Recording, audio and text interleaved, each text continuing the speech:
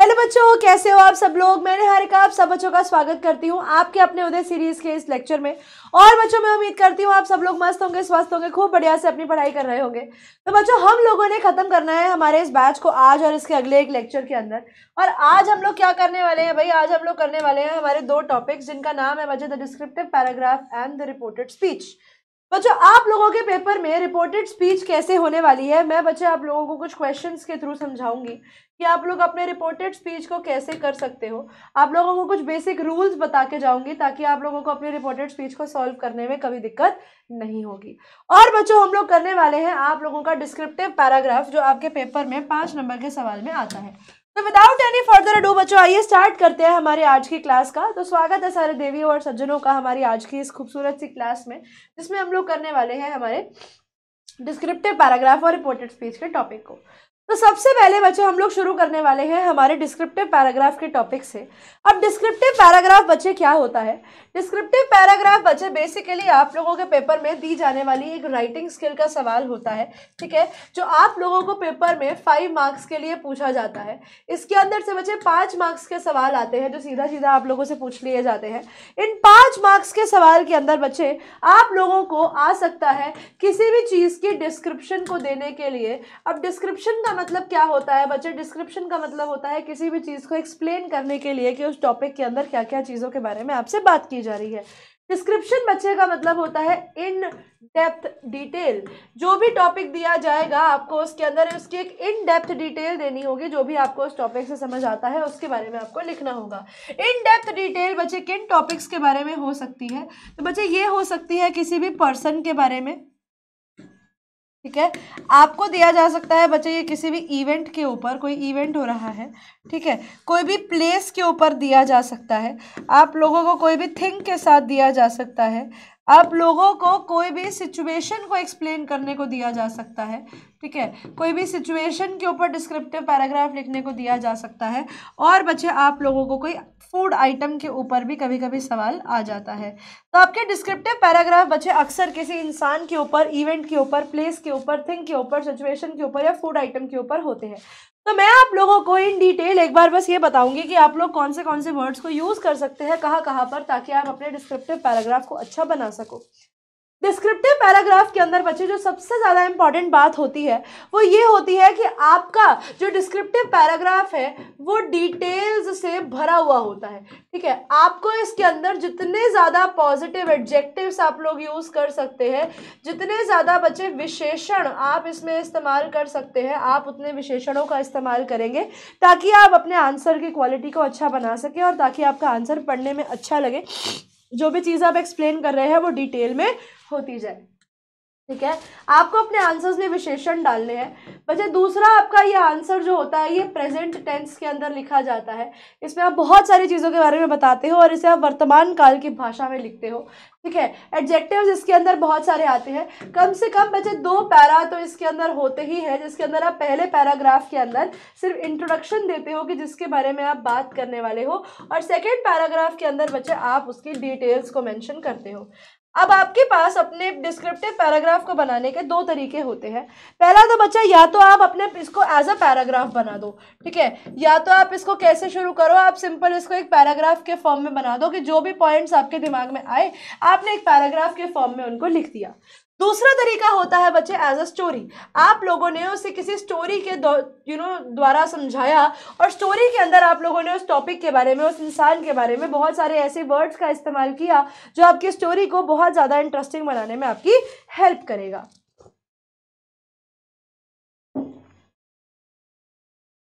जो आपको क्या करेगा as a form of story, आपको आपके बहुत सारे आंसर्स को बनाने में मदद करने वाला है। तो आप लोग ये दोनों मेथड्स में से किसी में भी आंसर्स अपने बना सकते हो।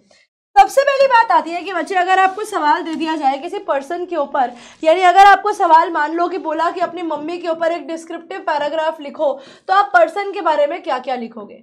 ठीक है, पहले तो आप बताओगे किसके बारे में बात हो रही है, ठीक है, आप फिर उनका नेम बताओगे कि आप क्या नाम है उनका, ठीक है, आप उनकी एज बताओगे, ठीक है, आप उनकी हाइट बताओगे कि उनका क्या हाइट है, वो कैसी दिखती है, या क्या दिखते हैं, उनकी नेम, एज, हाइट, हु। ठीक है, ये बताने के बाद बच्चे आप उनके अपीयरेंस के बारे में बता सकते हो कि वो कैसे दिखते हैं। मान लो आप किसी मम्मी के बारे में लिखते हो तो बताओ कि वो कैसी दिखती हैं, मोटी है, पतली है, नाटी है, जैसे भी हैं। ठीक है, उनके क्लोथ्स के बारे में बताओ कि उन्होंने कैसे कपड़े पहनना वो पसंद करती हैं। उनके लाइक्स और डिसलाइक्स के बारे में बताओ, किसी भी इंसान को क्या क्या चीज़ें अच्छी लगती है, क्या क्या चीज़ें बुरी लगती है। किसी भी इंसान के बारे में बता रहे हो तो उनकी हॉबी के बारे में बताओ कि उन्होंने क्या क्या हॉबीज़ है। अगर आपको उनकी स्कूल एंड एजुकेशन के बारे में पता है तो आप उनके स्कूल और एजुकेशन के बारे में भी बता सकते हो। आप उनकी जॉब के बारे में भी बता सकते हो। ठीक है, काइंड ऑफ वर्क के बारे में बता सकते हो कि मान लो आप एक कंडक्टर पर लिखते हो तो आप बताओगे कि कैसे काइंड ऑफ वर्क वो करते हैं। ठीक है, सबसे इंपॉर्टेंट डिटेल बच्चे इसके अंदर आती है, आप उनके नेचर के बारे में बता सकते हो। तो ये सारी डिटेल्स बच्चे आप लोग डाल सकते हो जब आप किसी पर्सन के ऊपर अपना एक डिस्क्रिप्टिव पैराग्राफ लिखते हो। ठीक है, पर्सन के बाद बच्चे डिस्क्रिप्टिव पैराग्राफ आता है थिंग के ऊपर। किसी भी चीज़ के ऊपर आप कैसे डिस्क्रिप्टिव पैराग्राफ लिख सकते हो। मान लो आपको कोई डिस्क्रिप्टिव पैराग्राफ आ जाए किसी थिंग के ऊपर, किसी चीज़ के ऊपर, तो आप डिस्क्रिप्टिव पैराग्राफ थिंग पर कैसे लिखोगे। तो बच्चे आप इसमें आइटम नेम बताओगे कि आपको क्या चीज़ मिली। ठीक है, वेयर, कहाँ पर मिली, हाउ, कैसे मिली। ठीक है, उसके कलर के बारे में बताओगे। ठीक है, उसके डिज़ाइन के बारे में बताओगे कि वो चीज़ कैसी दिखती है। ठीक है, उसकी शेप के बारे में बताओगे। और क्या बता सकते हो आप, आइटम के बारे में, किसी भी चीज़ के बारे में आप बता रहे हो। कलर मैंने लिख दिया उसका, हाँ, डिज़ाइन लिख दिया, शेप लिख दिया। ठीक है, उसके लिए आप अटैचमेंट बता सकते हो कि ये चीज़ मुझे इतनी अच्छी लगती है, मुझे बहुत पसंद है। ठीक है, और क्या बता सकते हो आप थिंग के अंदर, आप बता सकते हो हाउ टू यूज़, आप इस चीज़ का इस्तेमाल कैसे करते हो। ठीक है, हाउ टू यूज़, और क्लोजनेस की, वो चीज़ आपसे कितनी दूर है या आपको वो चीज़ की कितनी वैल्यू है। तो ये सारी की सारी चीज़ें वजह, शेप, कलर, हाइट, उसकी जगह, प्लेस, प्लेसमेंट कि वो कहाँ पर पड़ी होती है। बेसिकली अगर आपको कोई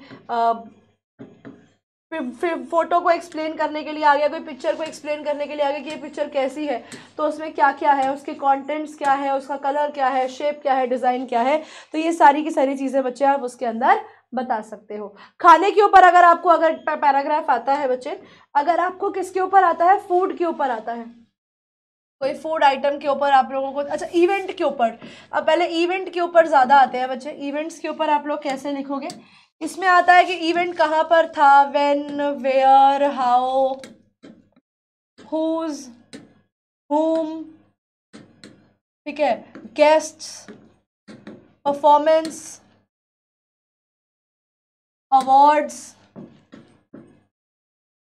डांस, सिंगिंग। ये सारी अलग अलग एक्टिविटीज़ को बच्चे आप लोग एक्सप्लेन कर सकते हो जब आप बनाते हो किसके ऊपर, जब आप बनाते हो इवेंट के ऊपर। तो ये सारी डिटेल्स बच्चे आप लोग अपने डिस्क्रिप्टिव पैराग्राफ में डाल सकते हो। ठीक है, फॉर एग्जाम्पल मुझे अपनी मम्मा के ऊपर एक डिस्क्रिप्टिव पैराग्राफ बनाना है, तो आइए आप लोगों को एक डिस्क्रिप्टिव पैराग्राफ बनाकर दिखाया जाए कि बनता कैसे है। तो बेटा डिस्क्रिप्टिव पैराग्राफ बनाने के लिए आप लोगों को सबसे पहले हेडिंग देनी होगी। जैसे यहाँ पर मैं हेडिंग देती हूँ माय मदर, मैंने हेडिंग दी माय मदर। ठीक है, मैंने हेडिंग दी माय मदर, मैं अपनी मम्मी के ऊपर एक डिस्क्रिप्टिव पैराग्राफ बना रही हूँ। तो अब यहाँ पर मैं बड़े सारे वर्ड्स जो है इनके लिए यूज़ करूँगी। मैं जैसे लिखती हूँ my mother, my mother is the most beautiful, कि भैया मेरी मम्मी जो है सबसे most beautiful, loving and caring lady. ठीक है, my mother is the most beautiful, loving and caring lady. मैंने पहले क्या बताया, मम्मी के लिए 3 एडजेक्टिव यूज कर दिए, ब्यूटिफुल, लविंग और केयरिंग लेडी। शी इज, मान लो 38 ईयर्स ओल्ड, मैंने बोला मेरी मम्मी कितनी है, 38 year old. She was born in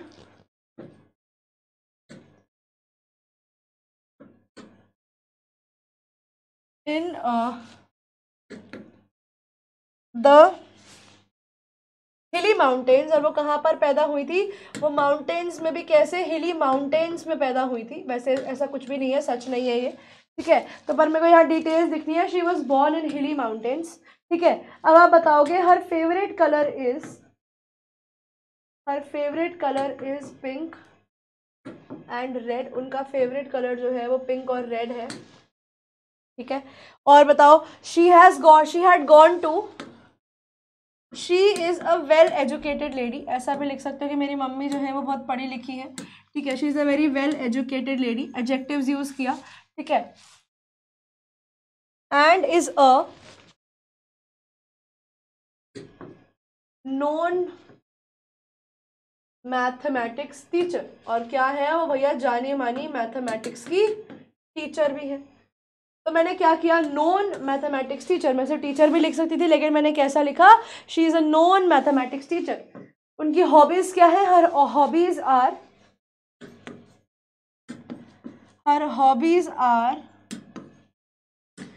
feeding stray animals. कि मेरी मम्मी को बहुत अच्छा लगता है जब वो स्ट्रे एनिमल्स को, आसपास के जो आवारा तो नहीं बोलूँगी, जो आसपास से एनिमल्स होते हैं उनको खिलाना उनको बहुत अच्छा लगता है। एंड रीडिंग बुक्स, और मेरी मम्मी को किताबें पढ़ना भी बहुत अच्छा लगता है। रीडिंग होली बुक्स, और मेरी मम्मी को होली बुक जैसे भगवान की जो किताबें होती हैं उनको वो पढ़ना बहुत ही अच्छा लगता है। तो इस तरीके से बच्चे जब मैं अपना पैराग्राफ बनाऊंगी, इस तरीके से I can continue this. And यही है बच्चे आप लोगों का होमवर्क रहेगा। आप लोगों को मुझे इसको कंप्लीट करके दिखाना है, और आप लोग मुझे बताएंगे कि आपको अगर माय मदर के ऊपर कोई पैसेज आ जाए या क्वेश्चन आ जाए तो आप उसके ऊपर कैसे इसको लिख सकते हैं। तो बच्चे ये बहुत लंबा टॉपिक नहीं है, इसको आप आगे होमवर्क में कंप्लीट करेंगे। इसके अंदर आप उनके फेवरेट डिश के बारे में बता सकते हैं, ठीक है। आप उनके कपड़ों के बारे में बता सकते हैं, आप उनके नेचर के बारे में बता सकते हैं, ठीक है। आप उनकी गुड हैबिट्स के बारे में बता सकते हैं कि उनमें और क्या क्या अच्छी अच्छी हैबिट्स है, ठीक है। और उनके नेचर के बारे में नेचर लिख दिया ना। और उनके लाइक्स और डिसलाइक्स के बारे में बता सकते हो कि मेरी मम्मी को क्या अच्छा लगता है, उन्हें क्या चीज़ अच्छी नहीं लगती। और लास्ट में आप ये लिख सकते हो, लास्ट में जैसे हम लिखते हैं कि I love my mother very much. तो इस तरीके से बच्चे आप लोग क्या बना सकते हो, अपना डिस्क्रिप्टिव पैराग्राफ बना सकते हो। आप लोगों को ये याद रखना होगा कि जो भी चीज़ को आप एक्सप्लेन कर रहे हैं उसमें आपको इतने सारे वर्ड्स यूज़ करने हैं उस चीज़ को डिस्क्राइब करने के लिए कि सामने वाले को लगे कि भैया तुम्हारे आंसर में एडजेक्टिव ज़्यादा और आंसर कम, ऐसा होना चाहिए, ठीक है। You have to write about various things about the person that you are talking about, ठीक है। तो आई होप यहाँ तक आप लोगों को ये क्लियर होगा। एंड विद दिस हम लोग हमारे डिस्क्रिप्टिव पैराग्राफ के टॉपिक को यहीं पे समाप्त करेंगे, बिकॉज डिस्क्रिप्टिव पैराग्राफ बच्चे करना कंपैरेटिवली आसान होता है। इसके लिए you just need more practice. और मैं अगर आप लोगों को बच्चे एक इवेंट का एग्जाम्पल क्या क्वेश्चन दे दूं, आप लोगों को एनुअल डे सेलिब्रेशन के ऊपर, ठीक है, आप लोगों को एनुअल डे सेलिब्रेशन के ऊपर एक आंसर मेरे को लिख कर देना होगा, ठीक है। This is also going to be a homework कि आप लोग मुझे एक एनुअल डे सेलिब्रेशन के ऊपर कमेंट सेक्शन में, ठीक है, it's going to be a homework कि आप लोग मुझे कमेंट सेक्शन के अंदर अपना आंसर जो है पूरा लिख के देंगे और मैं आप लोगों के आंसर को चेक करूंगी, राइट। अब बढ़ते हैं बच्चे हमारे अगले टॉपिक की तरफ। And now the most important topic of the day that is very very important is your reported speech. अब बच्चे रिपोर्टेड स्पीच को समझना थोड़ा ज़्यादा ज़रूरी है, बिकॉज इसमें से आपके पेपर में बहुत सारे सवाल आते हैं। And it is very important कि आप लोग समझें कि रिपोर्टेड स्पीच क्या होता है और कैसे लिखा जाता है। देखिए भाई, तो रिपोर्टेड स्पीच की बच्चे अगर मैं बात करूं तो रिपोर्टेड स्पीच जब बच्चे बात की जाती है रिपोर्टेड स्पीच की, तो रिपोर्टेड स्पीच में ये चीज़ समझना ज़रूरी है कि जब आप डायलॉग बोलते हो तो आप उन्हें दो तरीके से बोलते हो। आप जब डायलॉग बोलते हो तो या तो बच्चे आप उन्हें डायरेक्टली बोलते हो यहाँ पे आप, या फिर उन्हें इनडायरेक्टली बोलते हो, ठीक है। Whenever you speak up anything, या तो आपकी डायरेक्ट कन्वर्सेशन होती है या आपकी इनडायरेक्ट कन्वर्सेशन होती है। डायरेक्ट कन्वर्सेशन का मतलब होता है बच्चे वन ऑन वन कॉन्वर्सेशन, यानी जब आप बात करते हो तो या तो आप डायरेक्टली बोलते हो, जब सामने वाले से वन ऑन वन कॉन्वर्सेशन करते हो तब वो रिपोर्टेड स्पीच होती है आपकी डायरेक्ट स्पीच। जैसे मैंने आपको कुछ बोला, आपने मुझे जवाब दिया, तो हम एक दूसरे से बात कर रहे हैं बच्चे, ये वन ऑन वन कॉन्वर्सेशन है। इनडायरेक्ट स्पीच होती है कि फॉर एग्जाम्पल मम्मी ने घर जाकर पूछा कि बेटा आज तुमने क्या पढ़ाई करी, और तुमने बताया कि मम्मा मैंने ना आज ये टॉपिक पढ़ा, मेरे को मैम ने ये चीज़ करने को बोला था। अब यहाँ पर आपने क्या किया, आपने मेरे ही बात को जब सामने वाले को आगे प्रेजेंट किया तो आपने उसको बदल दिया। यानी जब आप यहाँ पर किसी थर्ड पर्सन के बारे में बात करते हो, third person is talked about, जब आप या तो किसी थर्ड पर्सन के बारे में बात करते हो, ठीक है, किसी थर्ड बंदे के बारे में बात करते हो, या you are just the listener in the conversation, या जब आप लिसनर हो ऑफ कन्वर्सेशन तब आप कहते हो कि वो कन्वर्सेशन जो है बच्चे वो इनडायरेक्ट स्पीच में चल रही है। अब इसी के अंदर बच्चे ये चीज़ जानना ज़रूरी है कि मैंने यहाँ पर थर्ड पर्सन का नाम लिया था। ये फर्स्ट पर्सन, सेकेंड पर्सन और थर्ड पर्सन क्या होते हैं, ठीक है, ये फर्स्ट पर्सन, सेकेंड पर्सन और थर्ड पर्सन बच्चे क्या होते हैं, ये आप लोगों को समझना बहुत ज़रूरी है। देखिए, फर्स्ट पर्सन होता है बच्चे हमेशा आई, हमेशा मैं हमेशा अपने आप को पहले रखूंगा, तो I am what, I am the first person in the conversation, ठीक है। ये होता है बच्चे सिंगुलर के अंदर। अगर मैं बात करूं प्लूरल में यानी मोर देन वन में, तो वो हो जाता है वी। वैसे ही बच्चे सेकेंड पर्सन में होता है यू, जैसे मैं और तुम, यू यानी तुम, यू सिंगुलर में भी यू और बच्चे प्लूरल में भी यू, इसको आप चेंज नहीं करते, ये सिंगुलर में भी यू रहता है और प्लूरल में भी यू रहता है। थर्ड पर्सन यानी जब मैं ही की बात करती हूँ, जब मैं शी की बात करती हूँ, या फिर जब मैं इट की बात करती हूँ, और यही अगर मैं प्लूरल में करूँ तो मैं दे की बात करूँगी, मैं उनकी बात करूँगी, ठीक है। तो आप लोगों को रिपोर्टेड स्पीच में बच्चे ये चीज़ पता होनी चाहिए बहुत ज़रूरी से कि आप फर्स्ट पर्सन है, जिससे आप बात करते हैं वो सेकेंड पर्सन है, और जिसके बारे में आप बात करते हैं वो आपके सेंटेंस का थर्ड पर्सन माना जाता है, ठीक है। अब रिपोर्टेड स्पीच में बच्चे जब बदलाव लाए जाते हैं तो रिपोर्टेड स्पीच के अंदर आपको 4 बदलाव को याद रखना होगा।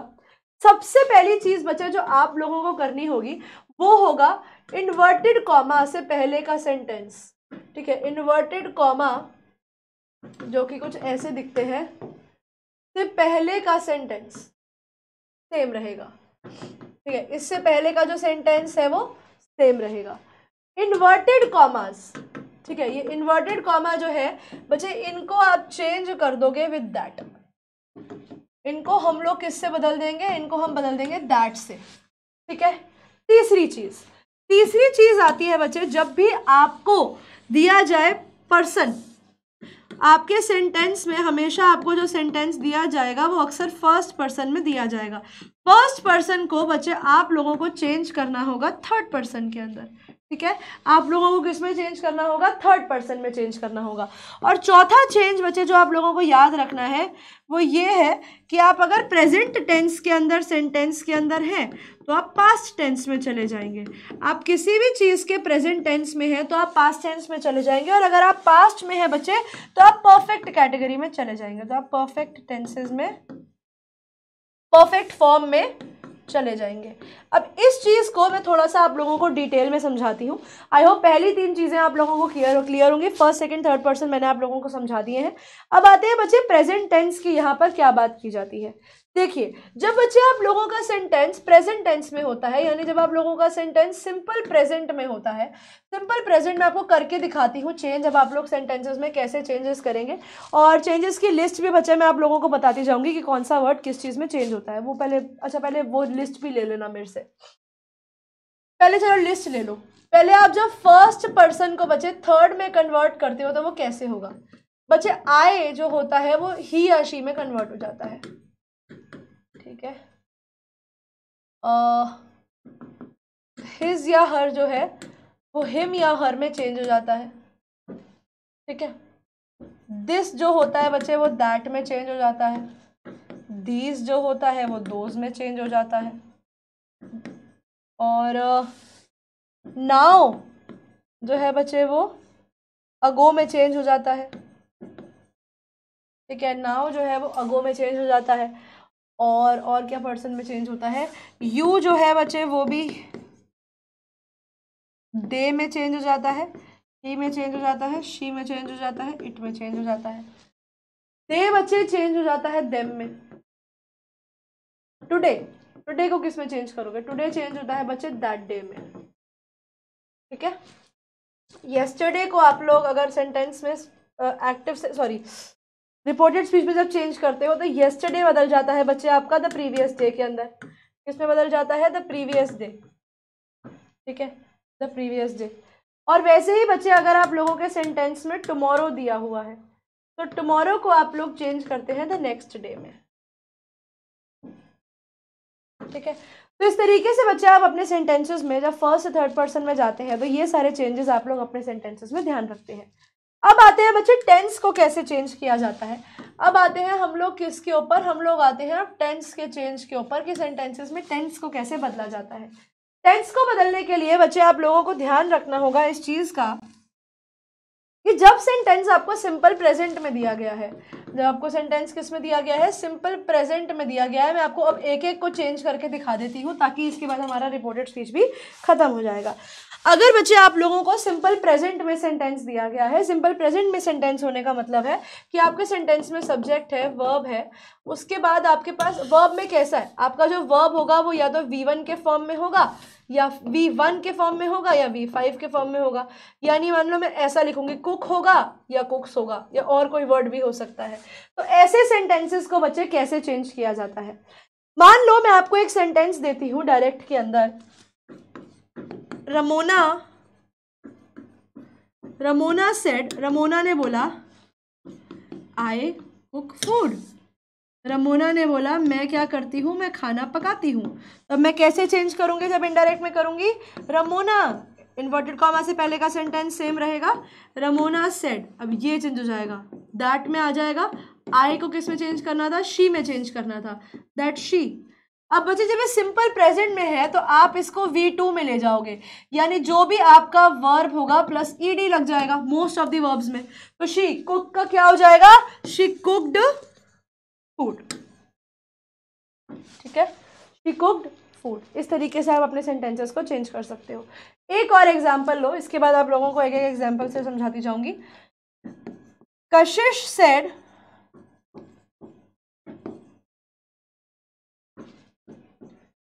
वी प्ले क्रिकेट, कशिश ने बोला वी प्ले क्रिकेट। अब कैसे बदलेंगे, तो हमारे में आएगा कशिश said that, Kashish said that, we किस में चेंज हो जाएगा, दे में, दैट दे, प्ले किस में चेंज हो जाएगा, प्लेड में, पास्ट टेंस में ले जाओ, that they played cricket, that they played cricket.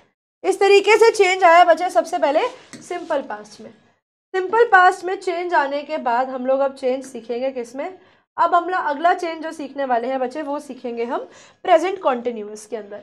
यानी अगर यही सेंटेंस आपको प्रेजेंट कॉन्टिन्यूअस में दे दिया जाता, वो इसमें कॉन्टिन्यूअस से लेकर आप इसे पास्ट कॉन्टिन्यूअस में लेकर जाएंगे, पास्ट कॉन्टिन्यूअस में लेकर जाएंगे। कैसे लेकर जाएंगे, यानी यहाँ पर आपके पास इज एम आर के साथ वर्ब लगेगा जिसमें आईएनजी जुड़ रहा होगा। तो आप जब इसे चेंज करेंगे तो आप इसे वॉज या वर में V4 ले जाएंगे। V4 का मतलब होता है वर्ब के साथ जब आईएनजी लगाया जाता है तो उसे वर्ब V4 फॉर्म में कहा जाता है ना। तो जैसे मैं अब आप लोगों को एक सेंटेंस देती हूँ, Divya said Kanak is eating food, या ईटिंग, कनक इज ईटिंग। ठीक है, Divya said Kanak is eating. तो हम कैसे बनाएंगे, दिव्या सेड दैट, बाकी सब सेम रहेगा, दिव्या सेड दैट कनक, अब नाम है तो नाम तो नहीं चेंज हो सकता, इज लिखा है ना, पास्ट में कर दो वॉज और ईटिंग। जहां पर भी बच्चे इज दिया हो वहां पर वॉज, और जहां पर भी एम और आर दिया हो उनको बदल के आपको वर्ब में लेकर चले जाना होता है, तो आपका सेंटेंस सही बन जाता है। वैसे ही बच्चे अगर आपके सेंटेंस के अंदर दिया जाए हैज या हैड, यानी आपको दिया जाए प्रेजेंट परफेक्ट, यानी आपको दिया जाए हैज या हैव प्लस वर्ब का थर्ड फॉर्म, बच्चे आप उसको चेंज करके हैड कर दोगे बस। जैसे मैं आपको एक सेंटेंस देती हूँ, ABC said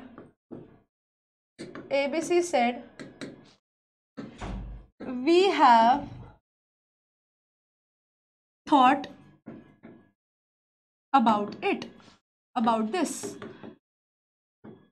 तो यहां पर ABC ने बोला, ABC said we have thought about this। कैसे बदलोगे आप, जब बच्चे इस सेंटेंस को बदलोगे तो आपको पता है कि आपको हैव को हैड में लेकर जाना है, तो आप कैसे लिखोगे, ABC said that we, दे हो जाएगा, हैव हैड हो जाएगा, थॉट का थॉट ही रहेगा क्योंकि ऑलरेडी थर्ड फॉर्म में है। अबाउट एज इट इज आएगा अबाउट। अब देखो यहाँ लिखा है दिस को किस में चेंज करते हैं, दैट में, full stop. ABC said that they had thought about that। समझ में आया? ये आप इस तरीके से चेंज करोगे। और बच्चे अगर आप लोगों को प्रेजेंट परफेक्ट कॉन्टिन्यूअस दे दिया जाए, प्रेजेंट परफेक्ट कॉन्टिन्यूअस दे दिया जाए, यानी अगर आपको हैज या हैव के साथ बीन लगाकर दे दिया जाए तो आप उसको हैड बीन में चेंज कर दोगे। जैसे मैं कहती हूं ABC said they have been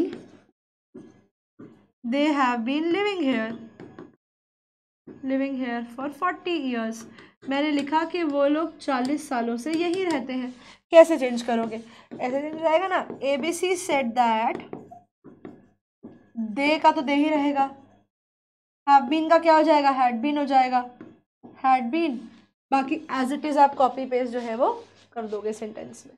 समझ में आया? ऐसे बच्चे आप लोग अपने प्रेजेंट टेंस के कैटेगरी के सेंटेंसेस को चेंज कर सकते हो।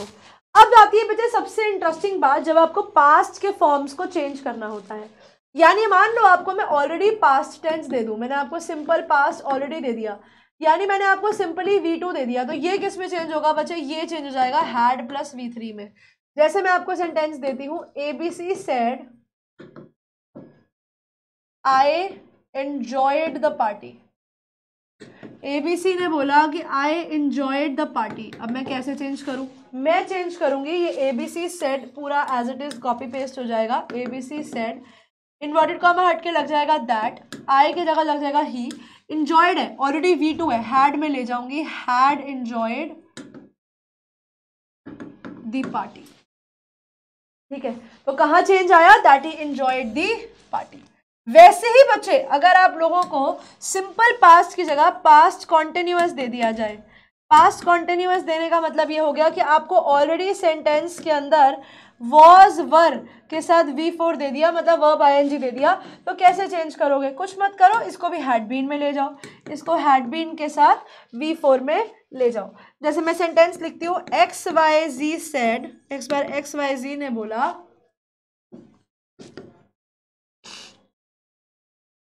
Tanishq was dancing। सेंटेंस है तनिष्क was dancing। कैसे बदलोगे? तो यहाँ पर XYZ सेट सेम रहेगा, दैट। अब नाम है तो चेंज तो नहीं हो सकता, तनिष्क लिख दिया। अब देखो यहाँ लिखा है was dancing, अब मुझे पता है कि was वर है तो मुझे उसे had been में ले जाना है, तो मैं क्या लिखूंगी, had been dancing। तो ये चेंजेस बच्चे आप लोगों को याद रखने पड़ेंगे। अगर ये चेंजेस आप लोगों को याद है तो आप लोग अपने पेपर में गलती बिल्कुल भी नहीं करोगे। वैसे ही बच्चे अगर आप लोगों को आता है पास्ट परफेक्ट, आप लोगों के पास्ट परफेक्ट में कोई चेंज नहीं होता। आप लोग याद रखेंगे पास्ट परफेक्ट में कोई चेंज नहीं जाता। और वैसे ही बच्चे आप लोगों का जो पास्ट परफेक्ट कॉन्टिन्यूअस है उसके अंदर भी आप लोग कोई भी चेंज नहीं करोगे। पास्ट परफेक्ट कॉन्टिन्यूअस के सेंटेंसेस में भी कोई चेंज नहीं होगा। अब आती है बारी बच्चे फ्यूचर की। तो फ्यूचर में बच्चे आप लोगों को याद रखना है कि जहां पर भी विल लिखा होगा आप उसको वुड में चेंज कर दोगे, और जहां पर भी शैल लिखा होगा उसको आप शुड में चेंज कर दोगे। अब ये चीज़ों को याद रखोगे तो अब इसके क्वेश्चंस आप लोगों को प्रैक्टिस कराती हूँ। वैसे ही बच्चे अगर कहीं पर मे लिखा होगा तो आप उसको माइट में बदल दोगे, कैन लिखा होगा तो कुड में बदल दोगे। ठीक है, ये दोनों चेंजेस को भी याद रखना, ये चेंजेस भी पेपर में आ जाते हैं। मान लो मैं आपको सेंटेंस दे दूं, ABC said I will be late। ABC ने बोला कि आज तो मैं पक्का लेट होने वाला हूं। तो आप इसे कैसे चेंज करोगे? ABC ने बोला I will be late, तो आप जब बच्चे इसको चेंज करोगे तो सेंटेंस इन्वर्टेड कॉमा से पहले बिल्कुल सेम रहेगा। ABC said that, I का क्या हो जाएगा, ही या शी, कुछ मैं शी ले लेती हूँ। will का क्या चेंज हो जाएगा, would be late, सेम आ जाएगा। ठीक है, पर I would be late।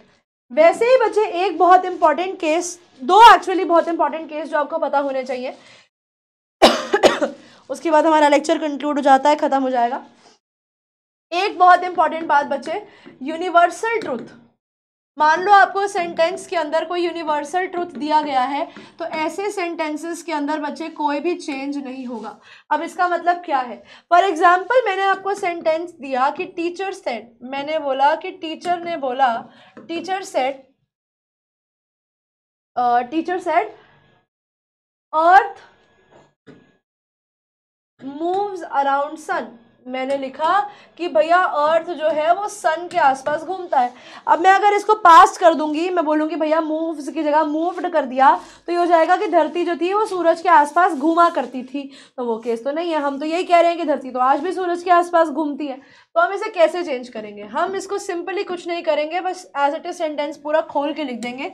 Teacher said, inverted comma हटा दो, दैट, और ये अर्थ मूव्स अराउंड द सन, ये यहाँ पर एज इट इज आ जाएगा, इसमें कोई भी चेंज नहीं आएगा। इसको आप कॉपी पेस्ट कर दो, that earth moves around the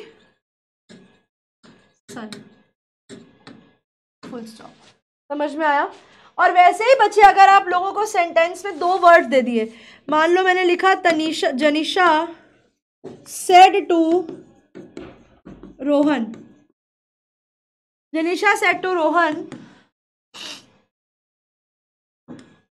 we shall play today. ठीक है, इसमें बहुत सारे चेंजेस हैं और ये आखिरी सवाल है। ठीक है, वी शैल प्ले टुडे। तो बच्चे जब आपको इन्वर्टेड कॉमा से पहले ही 2 नाम मिल जाए, तो यहाँ पर आपका जो सेड टू होता है ना, वो टोल्ड में चेंज हो जाता है, और ये ज़रूरी बात है, याद रखना। तो सेंटेंस कैसा बन जाएगा? जनिशा टोल्ड रोहन, और बाकी तो आप चेंज जैसा कर रहे हो वैसा लाओगे। इन्वर्टेड कॉमा बदलो, दैट लगाओ, वी का हो जाएगा दे, शैल का हो जाएगा शुड, प्ले, टुडे का क्या हो जाएगा? That day. ठीक है, ये इस तरीके के चेंजेस को बच्चे आप लोग अपने दिमाग में रखेंगे जब आप रिपोर्टेड स्पीच को सॉल्व करेंगे। एंड यहाँ पर आकर बच्चे आप लोगों का रिपोर्टेड स्पीच के बेसिक क्वेश्चंस का टॉपिक जो है वो खत्म हो जाता है। एंड इसी के साथ हम लोगों का सेकंड लास्ट लेक्चर भी यहाँ पर खत्म हो जाता है। आप लोगों के बच्चे कोई भी डाउट्स हैं तो आप लोग मुझे अपने कॉमेंट सेक्शन में बता सकते हैं। और बच्चे कॉमेंट सेक्शन में अपने डाउट्स के साथ साथ आप लोगों को मैंने आपका होमवर्क क्वेश्चन भी डालने को कहा है, तो वो होमवर्क क्वेश्चन भी आप लोग मुझे अपने डाउट सेक्शन में दे सकते हैं। इसी के साथ बच्चे हमारी ये क्लास यहीं पर हो जाती है खत्म। Thank you all for being a part of today's class. मैं निहारिका आप सब लोगों से विदा लेती हूँ। Thank you, goodbye and good night, bye bye.